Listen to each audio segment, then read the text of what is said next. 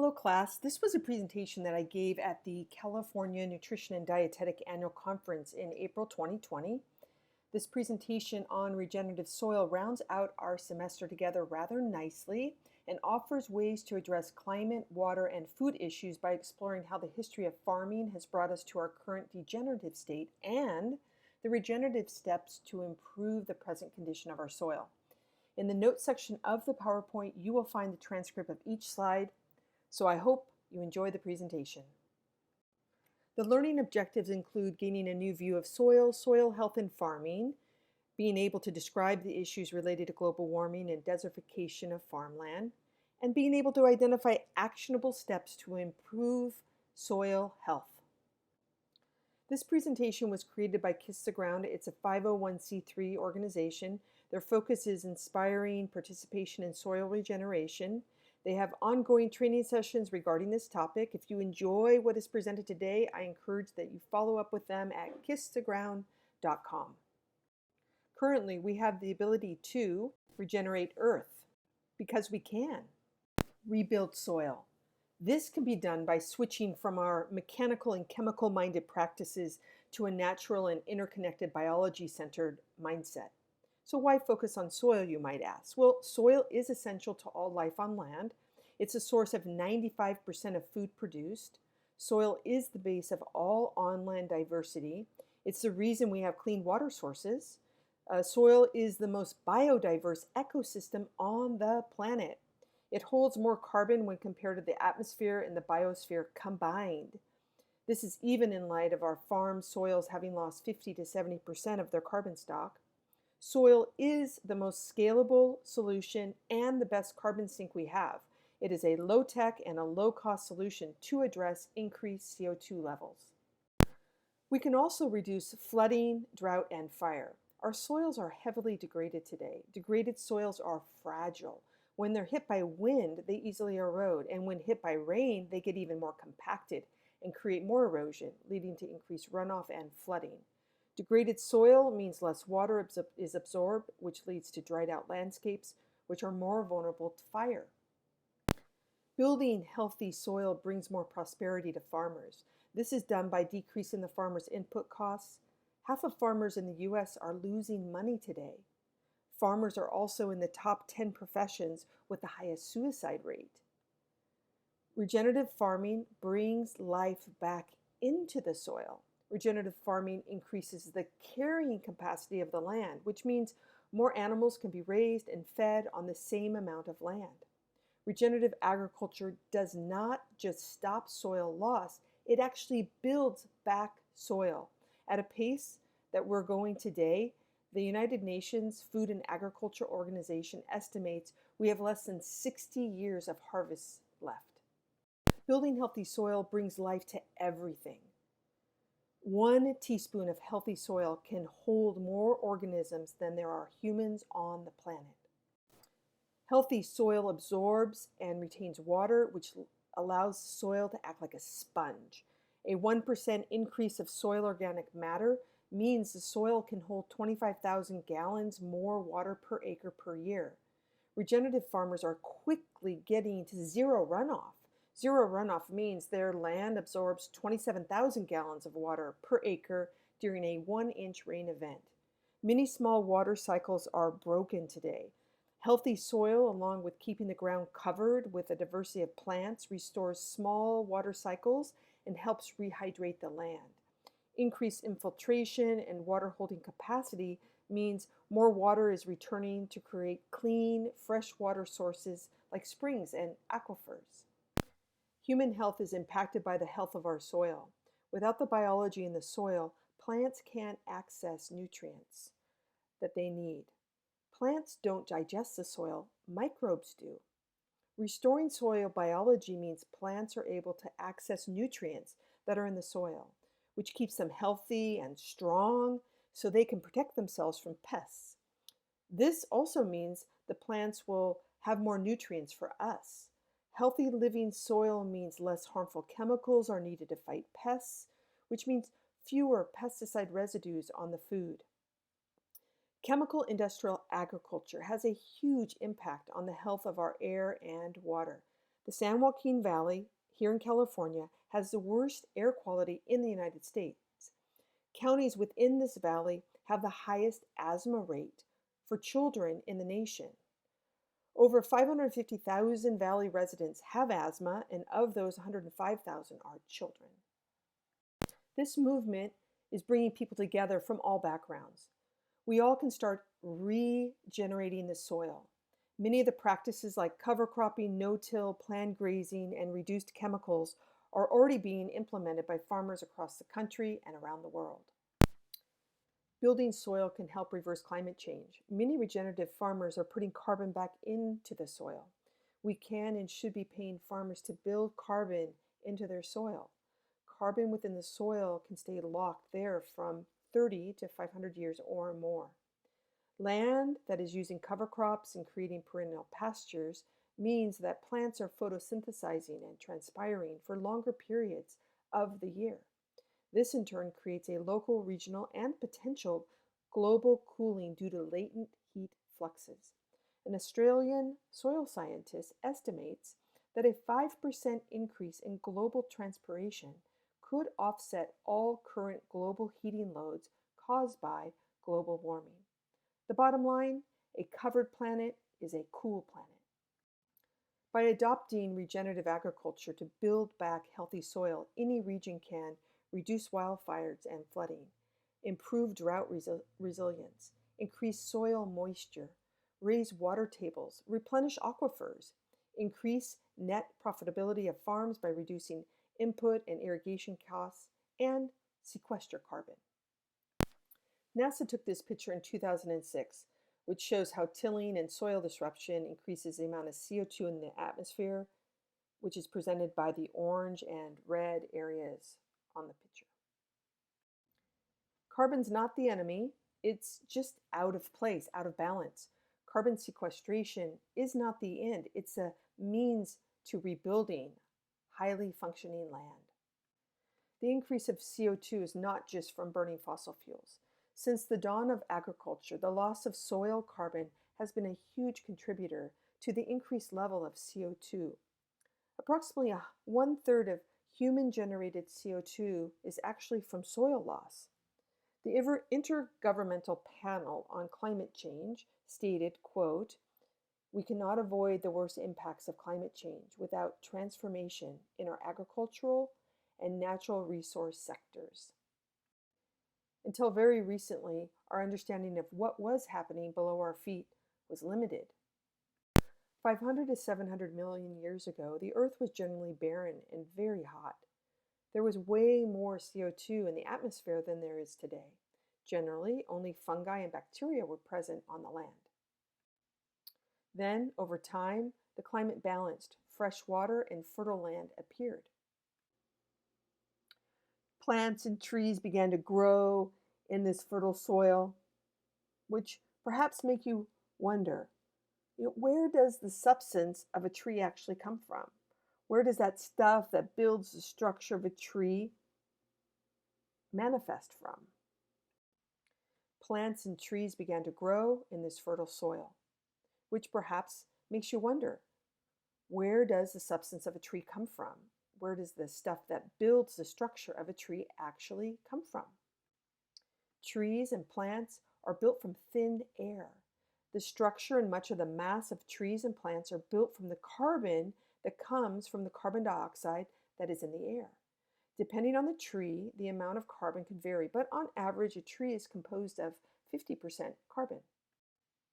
By harnessing energy from the sun in the bonds of carbon, hydrogen, and oxygen known as carbohydrates, the energy source of nearly all life is created. These chemical bonds are not only what build the structure of life, but they are also the way life is fueled.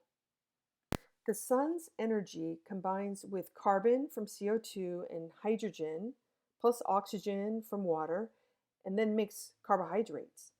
This happens within the chloroplast inside the leaf. Leaves are sucking in carbon through millions of little mouths that are in each leaf. On the underside of the plant leaf, there are stomatas. There are 300 of them per square millimeter. They are sipping CO2 out of the atmosphere and making carbohydrates. On the underside of a plant leaf, there are stomatas. There are 300 of them per square millimeter. They are sipping CO2 out of the atmosphere and making carbohydrates, liquid sugar. If trees and plants come from thin air, well, where does soil come from? Well, we've been taught that things fall to the ground and decompose while mixing with minerals, but that is only about 10 to 20% of what makes up soil. In the past 30 years, we've learned that the majority of soil is built from sugars that plants pump into the ground. So it ends up healthy soil is also built from thin air. Plant roots feed bacteria that end up making enzymes to harvest minerals. Through a bacteria's life and death process, minerals become available to plants. The fungal colonies use the consumption of the plant root to build themselves. Continued consumption of the plant root, as well as the eventual death of the fungi, creates stable humus. This is how carbon is stored in the soil long term. Organic matter, root biomass, root exudates, and living and dead organisms are degraded into humus by a combination of the mycorrhizal fungi, bacteria, microbes, and animals such as earthworms, neotops, protozoa, and various arthropods that live in the soil. Nature is designed to create a net carbon gain in the soil, as seen on the right, opposed to a net carbon loss, for example, as in a desert, that is constantly degrading. Plants share their sugars with the organisms in the soil. Well, you might ask, why would they do that? Well, it's an exchange. Plants literally share the liquid sugars that they make with the organisms in the soil, like fungi and bacteria, in exchange for those organisms making minerals and water more available to them. A plant or a tree shares up to 30 to 40% of their carbohydrates with soil organisms. The organisms are therefore made of carbon. Plants pump carbon in, and the soil organisms store the carbon. We only recently learned about this secret carbon pump that builds soil. Increased plant uptake of minerals increases photosynthesis, which means more sugars become available for feeding fungal colonies, which use that sugar to grow and access more water and minerals for the plant. The fungal colonies use the consumption of plant root sugars to build themselves. Continued consumption of these sugars, as well as the eventual death of the fungi, create stable humus. And this is how carbon is stored in the soil long term. So to review, plants give liquid carbon sugar to the microbes, and in exchange, the microbes give the plants minerals and water. Most people think that roots just take, but that's not true. Roots actually give. Roots give liquid carbon and sugar in exchange for minerals and water.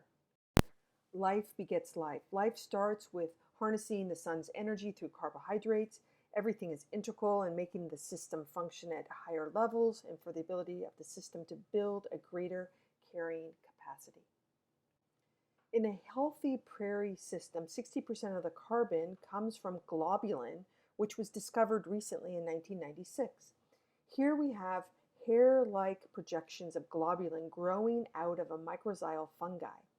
Globulin becomes a major aggregator and builds soil structure. Globulin literally glues soil particles into a structure that allows for water and air to flow as well as to be absorbed into the soil. The mycorrhizal fungi are actually tubes which are able to produce enzymes to access and pump minerals and water back to the root of the plant, as well as receiving liquid sugars to feed and build the globulin strands. On the left is a picture of a plant, and on the right is the same plant, including that mycorrhizal fungi. This mycorrhizal fungi has been referred to soil brain tissue. When we eliminate this 500 plus million year relationship, which we do today with conventional farming, we're putting a huge burden on the plant itself to access the minerals it requires.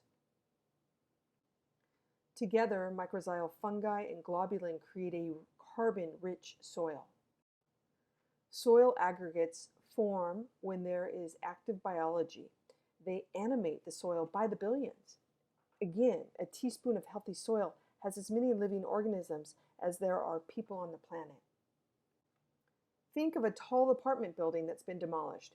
It is now a pile of rubble. There is much less space in that pile of rubble than there was when it was an apartment building.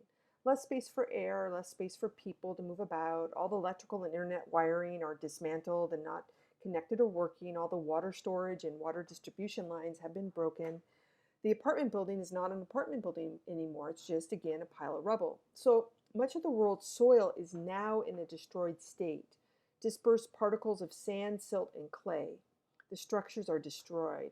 All of the water and communication wiring chopped up. No space for life to enter and move. Carbon that flows as liquid sugar from the plant to feed microbes in the soil is turned into glues that literally glue back the structure of the apartment building, allowing life and the entire system to operate again. Carbon in the soil is the most important building block, and without it, the reconstruction is impossible. Humus refers to decomposed organic matter in the soil. Finished compost adds humus to the soil. Humus can also be found on the forest floor where leaves and plant material decompose naturally. Our textbooks didn't teach us that. The soil aggregate, that is the exudates, the globulin, and more, are the link between photosynthesis and the viability and the availability of water. And yet, ironically, so much of today's commercial agricultural activity wreaks havoc on this foundational part of our water infrastructure. Technology can't build soil aggregates. We need biology. We need the microbes. We need the fungi. We can help rebuild, regrow, and regenerate not just soil, but whole habitats and systems. We can glue it back together. We can maximize the capture of solar energy by fixing as many plant sugars via photosynthesis as possible. Albert Einstein stated, we can't solve problems by using the same kind of thinking we used when we created them. Our soil is sick and broken and has been broken for a long time. Our land is not functioning, as seen in this photo of California. This photo shows land cover per 1900s versus 1990. Land cover of aquatic, wetland, riparian, floodplain habitat, and grassland. What was giving life to this rich land 100 years ago is all but gone today. The images of California reveal a degenerative system. Degenerative refers to the progressive, often irreversible deterioration of cells, organisms, and ecosystems. A sustainable system is able to be used without completely being used up or destroyed. While sustainable is a better option, a regenerative system is the gold standard. A regenerative system offers renewal or restoration to a body, bodily part, or a biological system as a normal ongoing process or after injury. A regenerative system will regenerate again. A regenerative system flows with nature. A degenerative system flows against nature. A degenerative system destroys, depletes, reduces, and kills. A sustainable system is a system one can survive in, maintain in, while a regenerative system promotes thriving, renewing, recreating. When we have degraded the land, sustaining doesn't make any sense. Currently, we are at the bottom of the degenerative curve. We want to regenerate and then sustain at the upper range of the ecosystem's carrying capacity. When looked at financially, as the ecosystem's carrying capacity is reduced, we lose the amount of money we can make. We're losing money since we are producing less than we can. To keep the amount of cows on degraded land, the input costs go up. In the sustainable model, the input costs can still be high, but they are sustaining. They hold steady. While the regenerative model is comprised of more biomass, plus more cattle, plus more profits, plus zero input costs, equals more abundance, more money. First and foremost, regenerative agriculture is about hope. That hope has to center on the ability to keep the family farm. It has to be a hope that allows young people real opportunity to either stay or return to the family farm and enjoy a profitable business coupled with a good quality of life. If we do not start there, then all the other arguments of why we should do this fall on mute ears. The urgency to alter the climate will not make a difference. That is not the most pressing issue on their minds at the moment. Give farmers real hope for the ability to make a good living and have a quality of life, and then they will respond favorably to the deeper message of regeneration. Stewardship and ecosystem restoration will then follow. Farmer Adam Grady implemented regenerative agriculture and stated, "In our second year, we saved over 200,000 by reducing input costs such as seed, pesticides, herbicides, fungicides, and fertilizer, as well as reducing labor and fuel costs. We have reduced glyphosate, also known as Roundup, consumption by 80%, and we're glyphosate-free by year 3. Degenerative farming is where we are today with exposed and barren fields. Regenerative farming is what we need to be doing, and sustainable farming once we have regenerated. Something that is degenerating could be labeled as conventional or green and is based on a mechanistic design, reductionistic thinking, and parts, requiring more energy and materials.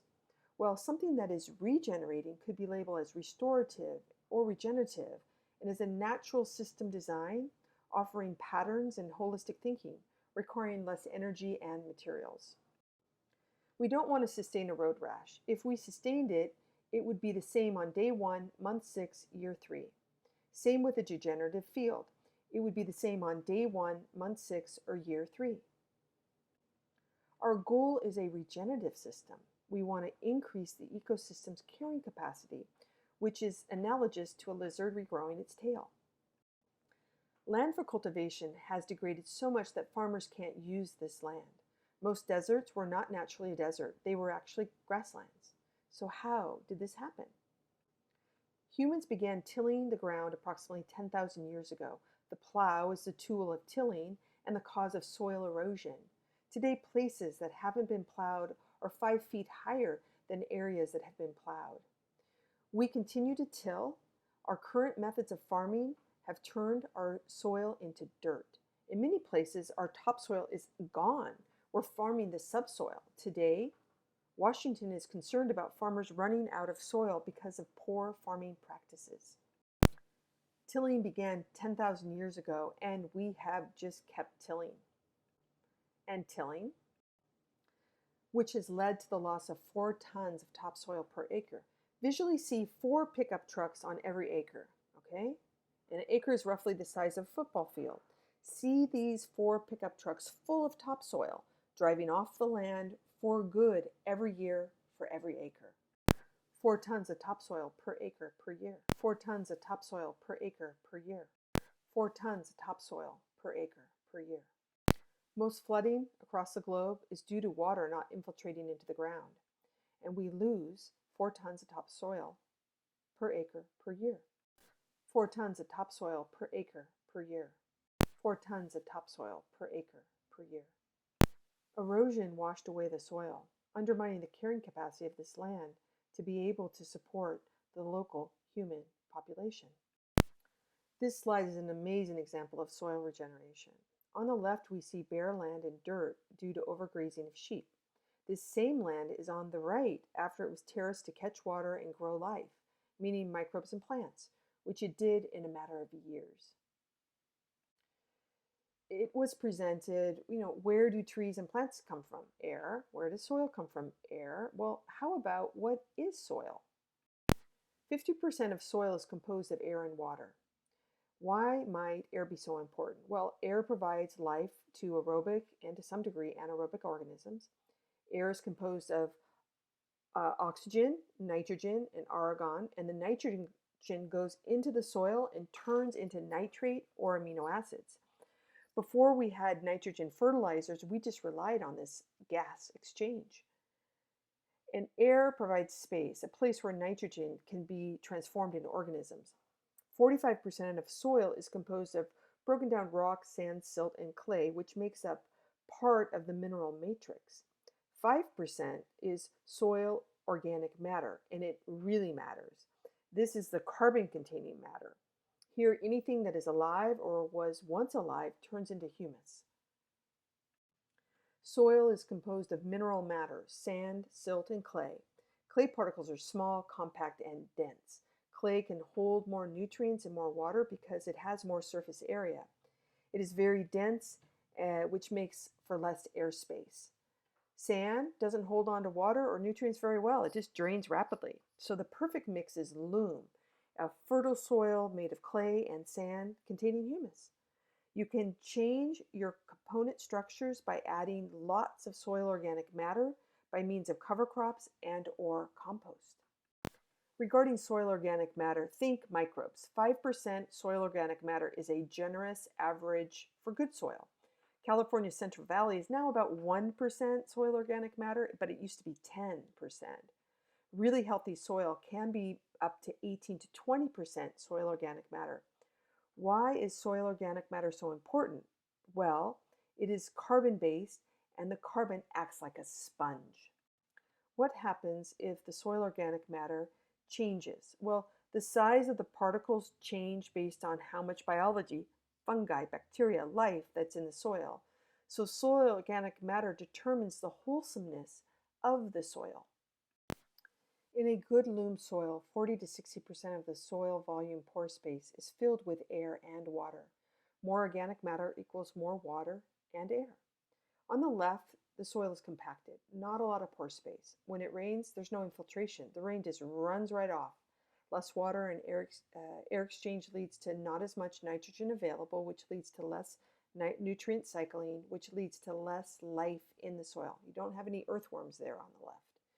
On the right, we see aggregation. The water is absorbed. The carbon within the soil acts like a sponge.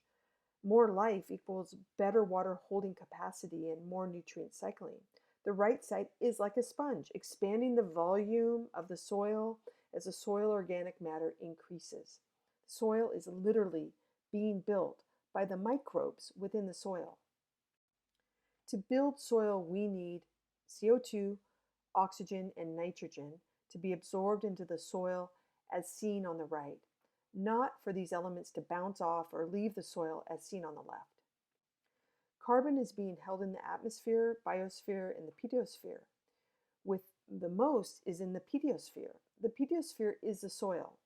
We have removed 135 billion tons of carbon from the soil since the Industrial Revolution. This carbon can be put back into the pedosphere. This is a short video showing the flow of life above and below the ground and how carbon is stored. Pardon me, the video currently is not operable. The foundation of healthy soil is infiltration. Healthy soil has increased soil carbon, increased water holding capacity, increased soil aggregation and soil life, and increased nutrient availability and retention, while unhealthy soil is dead with characteristics of runoff and evaporation. They have decreased soil carbon, decreased water holding and infiltration, decreased aggregation and soil life, and decreased nutrient availability and retention. Kiss the Ground created the Soil Story, a short video about 5 minutes long that can be found on Kiss the Ground's website as well as YouTube. The broken coffee cup illustrates the concept of sustaining. Looking at the broken pieces of a cup, you hardly know what it is, and then working hard to have it function by sustaining the broken pieces. And this is just crazy, but that's what we're doing today. This is a map of glyphosate spraying, 1992. Glyphosate is Roundup produced by Monsanto. Here we have glyphosate spraying 2014. The 2019 U.S. spring flood outlook mirrors glyphosate spraying from 2014. The coffee cup is broken, you guys. It's time for action. Runoff creating a dead zone. Time for action. Another side effect of tilling the land is the release of massive amounts of carbon dioxide. Most farming is degenerative. Over time, production methods decrease the ecosystems that it relies on. For example, the U.S. loses 1.7 billion tons of topsoil annually. So what does that look like? Well, the Dallas Cowboys Stadium is 105 million cubic feet when filled to the top. So 1.7 billion tons of topsoil equals approximately 521 stadiums of topsoil leaving every year. To keep up with the global food demand, the United Nations estimates that nearly 15 million acres will be needed every year. Instead, nearly 30 million acres are lost to soil degradation each year. In comparison, the area of England is about 32 million acres. We are going backwards at a rate of about 44 million acres annually. 30 million acres are lost to soil degradation every year. Soil loss is not new. This is a picture of the Middle East today, and this area was once known as the Fertile Crescent. The point is, our agricultural methods have been turning our land into a desert since the dawn of agriculture 10,000 years ago. FDR said it best, a nation that destroys its soil destroys itself. Destroying soil is not a local problem, it's a global epidemic. Our agricultural practices are turning our planet into a desert. Over the last 40 years, world agriculture has not lost nearly 1/3 of the farmable land. Converting to regenerative agriculture can change the degradation of the soil. Regenerative agriculture isn't just another way of describing certain kinds of farming. Any of these systems listed arguably could be regenerative or could not be regenerative. What is regenerative based on then? Well, it mimics nature, actively building life back into the system. It is regenerative because it regenerates. Regenerative agriculture describes farming and grazing practices that, among other benefits, reverse climate change by rebuilding soil organic matter and restoring degraded soil biodiversity, resulting in both carbon drawdown and improving the water cycle. Specifically, it is a holistic land management practice that leverages the power of photosynthesis in plants to close the carbon cycle and build soil health, crop resilience, and nutrient diversity.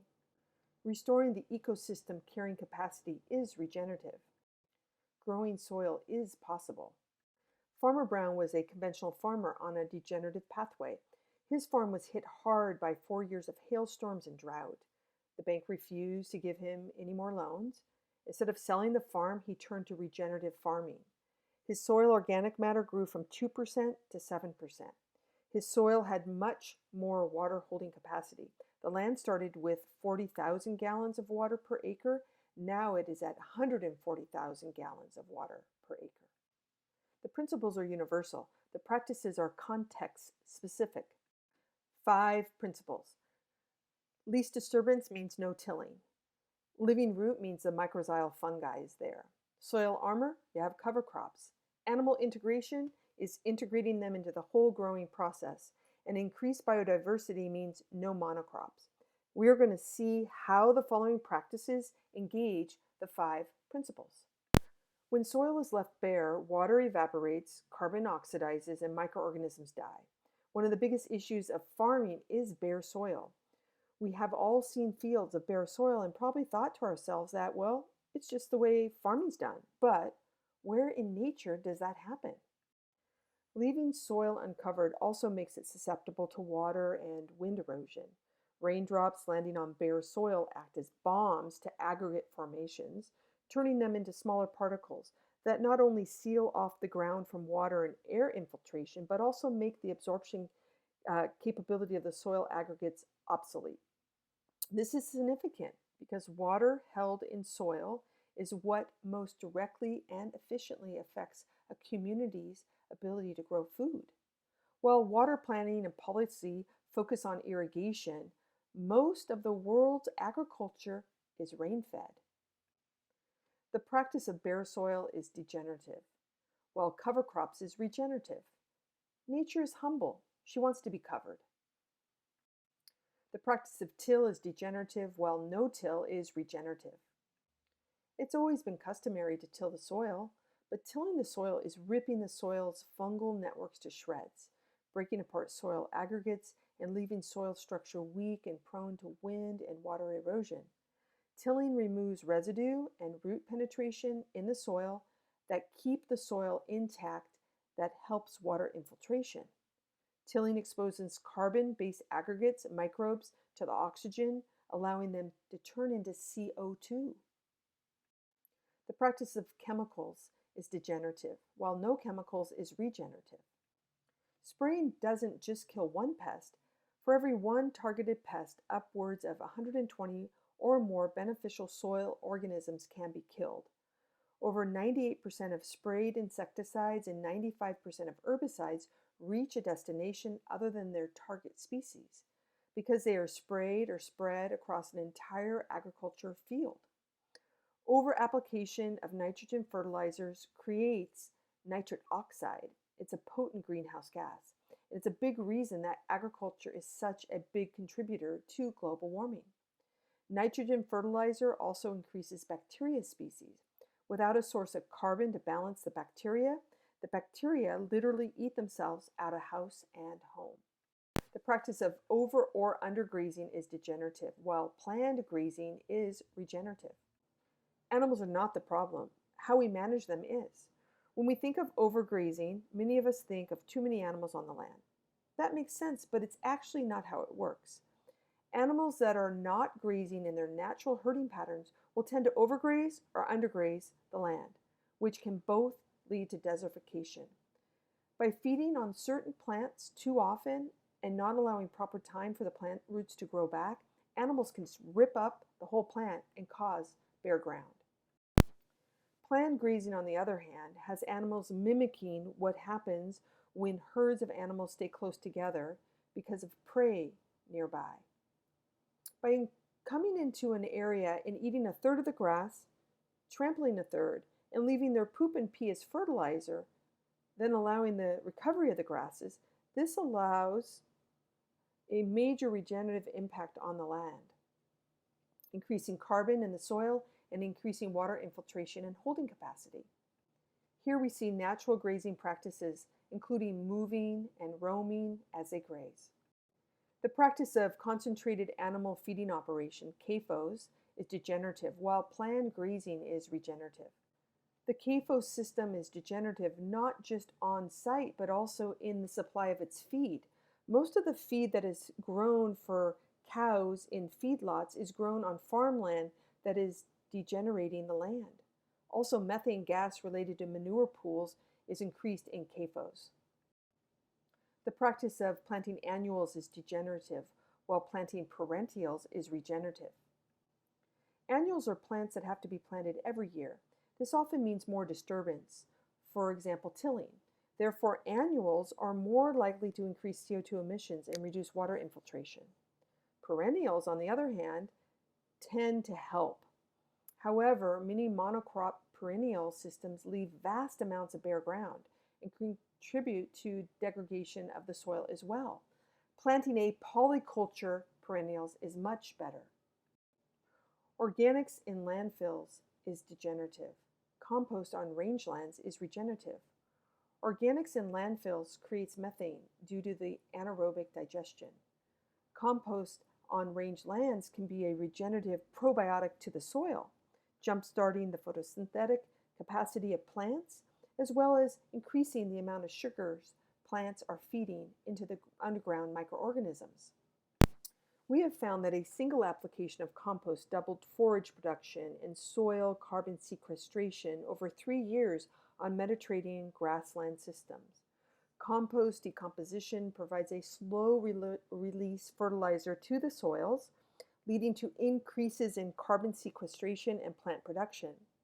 Net ecosystem carbon storage increased by 25 to 70% without including the direct addition of compost carbon. Compost increases photosynthesis and therefore the ability for plants to sequester carbon and build back soil structure. No windbreaks is degenerative. Windbreaks is regenerative. Vacant lots are degenerative. City gardens, regenerative. Silvopasture is regenerative. Silvopasture is planned grazing in a pasture amongst trees and is technically the fastest known way to increase soil organic matter.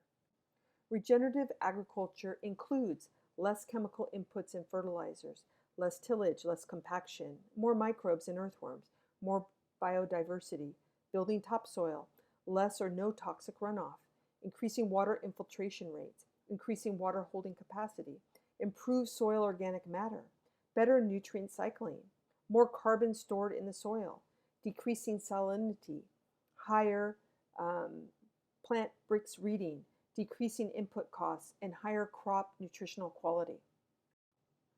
Is the condition we call drought something other than the absence of rain? 20 major civilizations have failed due to the collapse of agriculture. How arrogant would we be to presume the root cause of our collapse won't be the exact same thing? It's not the quantity of the rain that falls, but rather how usable or effective the rainfall is. How many trillions of gallons of water will have been lost? A full inch came down in a short time, leading to localized flooding. The next day, the land was bone dry.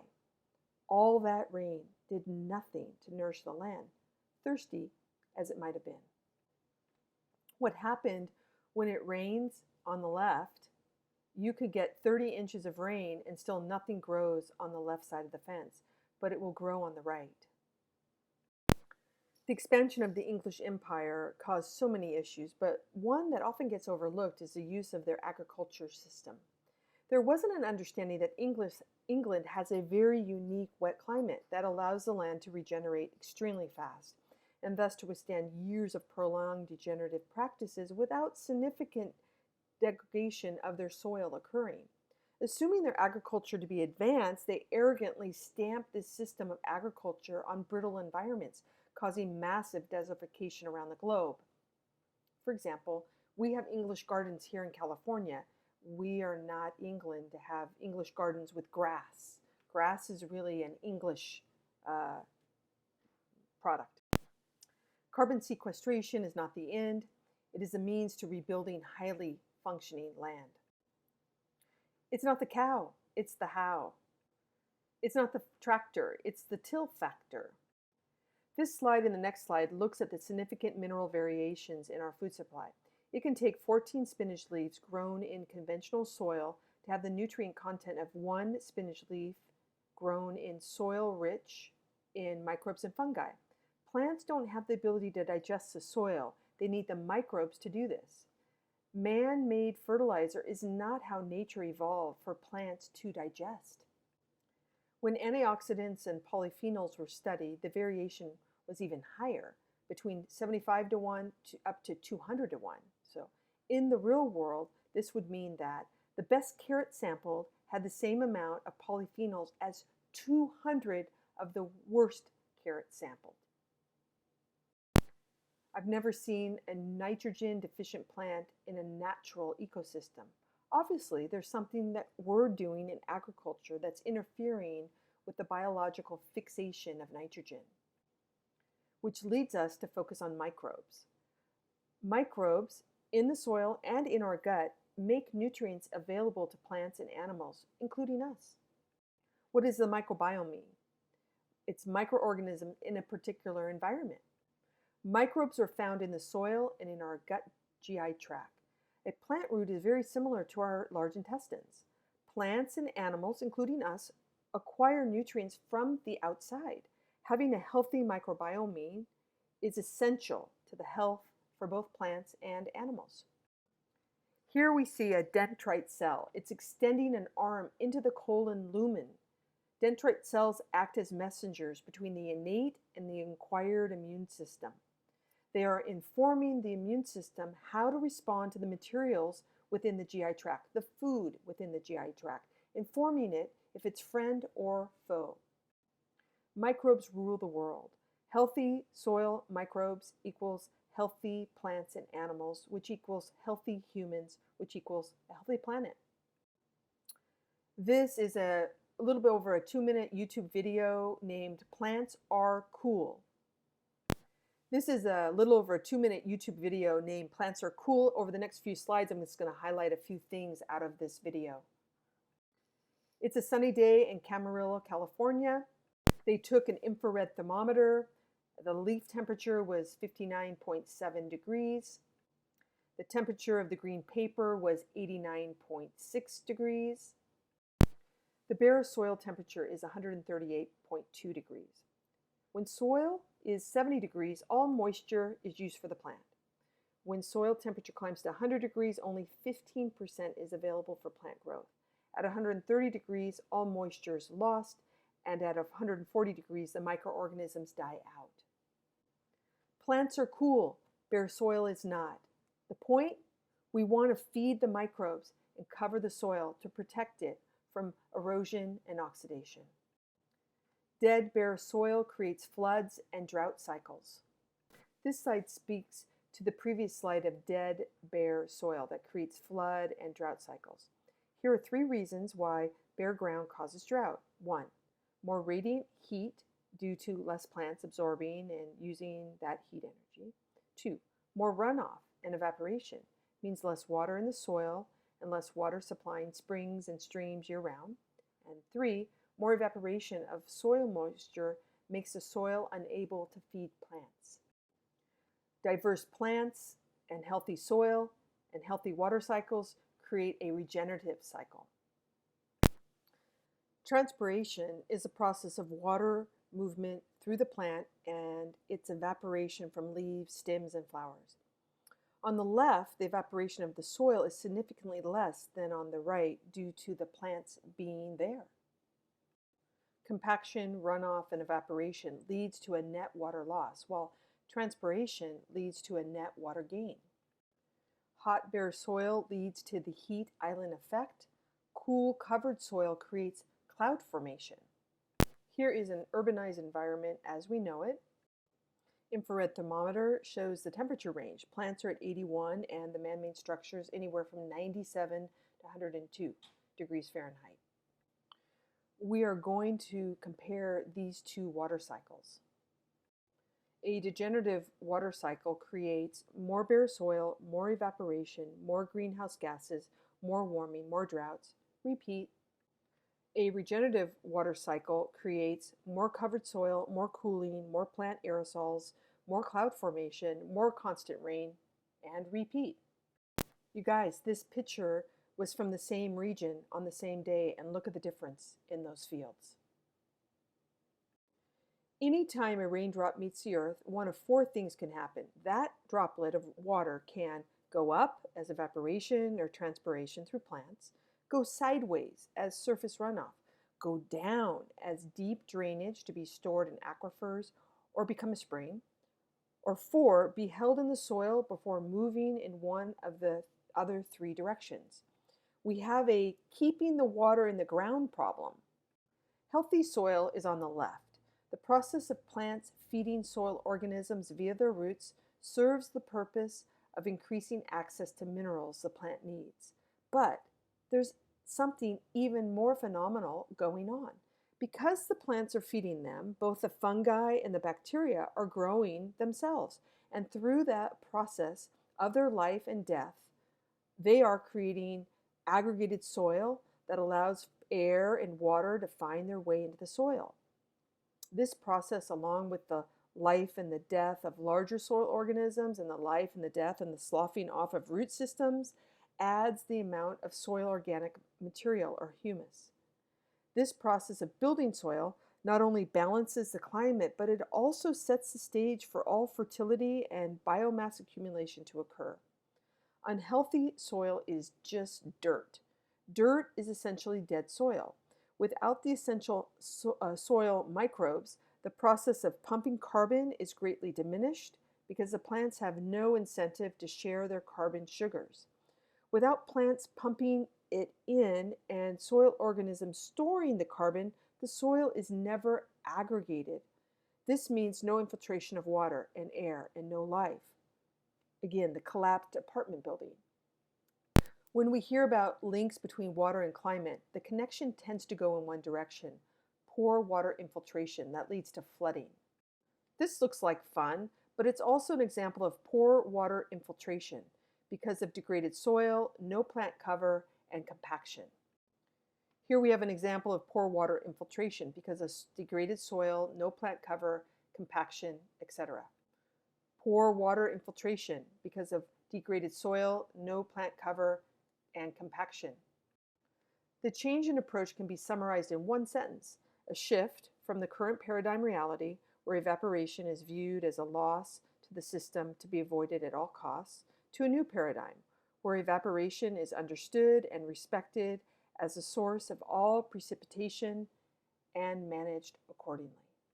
If we used half of what we spend on the military and focus it on regenerative soil, we could regenerate the planet very fast. Regenerative soil creates replenished water cycles, groundwater recharge, clean water, drought-resistant plants. Regenerative soil creates a chemical-free, abundant food supply, food with rich nutrient content, food that is pest and disease resistant. Regenerative soil creates true farmer prosperity, higher yields, less inputs, stacked enterprises. Regenerative soil creates less CO2 in the atmosphere and more carbon sequestration in the carbon-rich soil. The goal is to convert the mind. Overgrazing is responsible for 35% of all land degradation. The goal is to turn dust into soil, which is being done around the world. Great civilizations have fallen because they have failed to prevent the degradation of the soils on which they were founded.